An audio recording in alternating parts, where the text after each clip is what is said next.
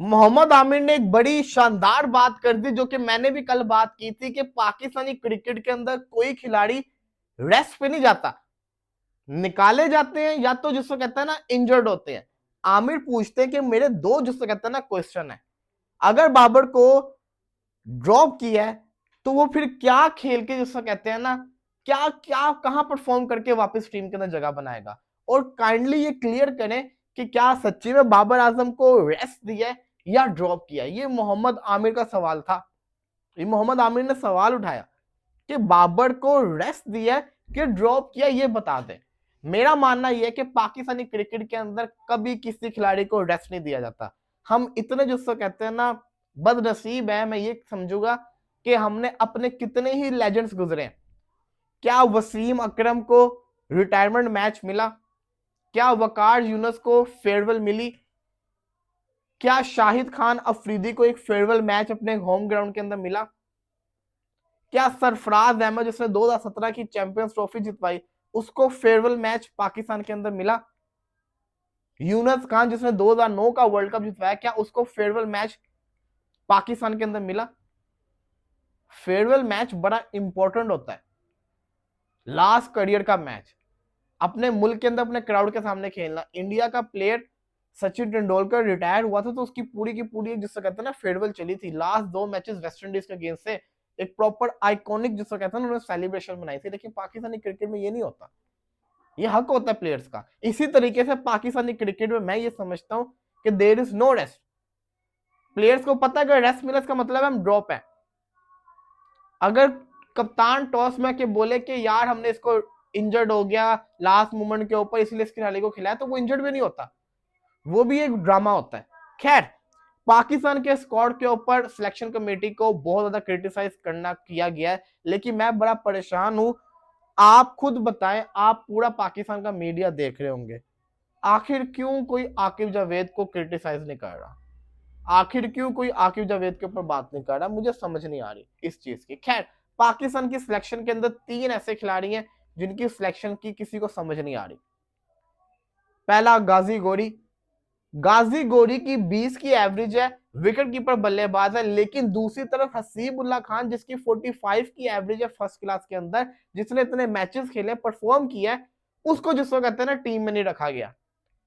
साद मसूद जिसने 3 first class matches खेले हैं, दूसरी तरफ ऑलराउंडर्स के अंदर अराफात मिन्हाज, मेहरान मुमताज जो कि 50 के करीब मैचेस खेल चुके हुए हैं, उनको मौका नहीं दिया गया। शमाइल हुसैन, बेशक रिसेंटली वो सेंचुरी मारकर आया, 50 उसने किए होंगे, लेकिन आपको पता है शमाइल हुसैन किन प्लेयर्स को रिप्लेस कर रहा है? समीर मिन्हास, आपका upcoming talent.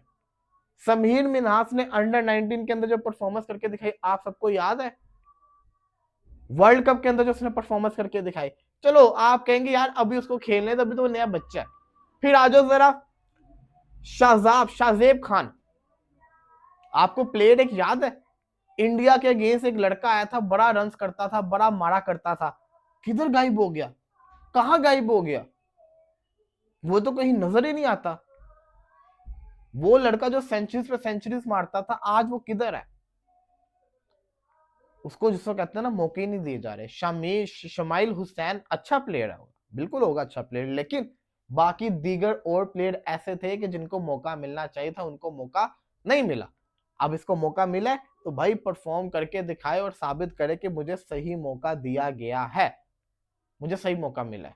But the point is again, आप फैसला कर लें कि आपने बाबर को वर्ल्ड कप खिलाना है कि नहीं। अगर आपने बाबर को वर्ल्ड कप खिलाना है तो let him play all remaining matches. भाई साहब, मुश्किल से सेंचुरी आई है इतने अरसे के बाद, हाईएस्ट रन स्कोरर था उस सीरीज का, और आपने ओडीआई से ही उसको ड्रॉप कर दिया। उसके मुखालिफिन जो उसको पसंद नहीं करते, वो भी इवन बोल रहे हैं कि भाई ये तो ओडीआई में आपकी बैकबोन है, इसको क्यों नहीं रखा? अब जी एक और बहस चल रही है। माइक हैसन ने बाबर को बताया कि हम आपको रेस्ट दे रहे हैं। नेशनल T20 जिसको कहते हैं ना कप आपके सामने आया ना, उसके अंदर किसी में भी बाबर आजम का नाम नहीं है। एक लॉबी चल रही है कि बाबर आजम को क्रिटिसाइज किया जा रहा है कि बाबर ने खुद मना किया कि मैं नहीं खेलना चाहता, डोमेस्टिक में है ही क्या। देखिए बात कुछ ऐसी है कि जब कोच ने बताया कि हम आपको रेस्ट दे रहे हैं, उस वक्त तक जिसको कहते हैं ना नेशनल T20 के जो रीजन्स हैं उनको पता ही नहीं था कि बाबर आजम अवेलेबल है। और भाई कौन सा ऐसा रीजन है जो बाबर को रखना नहीं चाहेगा, वो तो शायद अभी भी रख ले। तो कहा यह जा रहा है कि इसलिए उनके स्क्वाड अनाउंस हो गए, उनके अंदर बाबर का नाम नहीं था, लेकिन उनको ये लगता था कि बाबर ओडीआई स्क्वाड का पार्ट होंगे, लेकिन बाबर ओडीआई स्क्वाड का भी पार्ट नहीं है। अब शायद ऐसा पॉसिबल है कि बाबर आजम किसी एक रीजन की तरफ से खेल ले, ये जैसे कहते हैं ना पूरा का पूरा टूर्नामेंट जो नेशनल T20 कप खेला जा रहा है। और खेलना भी चाहिए, मैं समझता हूँ खेलना भी चाहिए, इसमें परफॉर्म करे, जरूरी भी है, परफॉर्मेंस देना बहुत जरूरी है, ये मैटर करता होता है। विराट कोहली ने भी तो डोमेस्टिक खेला है, तो बाबर को भी खेलना पड़ेगा, ये जरूरी है इस वक्त के लिहाज से। पाकिस्तानी क्रिकेट का क्या बनेगा ये तो वक्त ही बताएगा, लेकिन मैं आपको इतना बता दूं कि पाकिस्तान की जो टीम्स है ना वो सही नहीं बनाई जाती। साइम अयूब की लास्ट 10 मैचेस के अंदर 3 से 4 मैच विनिंग परफॉर्मेंसेज हैं ओडीआई के अंदर, उसको ओडीआई में रखना था, आपने उसको ओडीआई से ड्रॉप कर दिया। ये पैनिक बटन इन्होंने दबा दिया है और ये बहुत ज्यादा जिसे कहता है ना आगे जाके मसला करेगा। लेट्स सी, देखते हैं क्या बनता है। पीएसएल की जैसी कोई न्यू अपडेट आएगी मैं आपके साथ फौरन शेयर करूंगा। फिलहाल के लिए दीजिए इजाजत, अल्लाह हाफिज।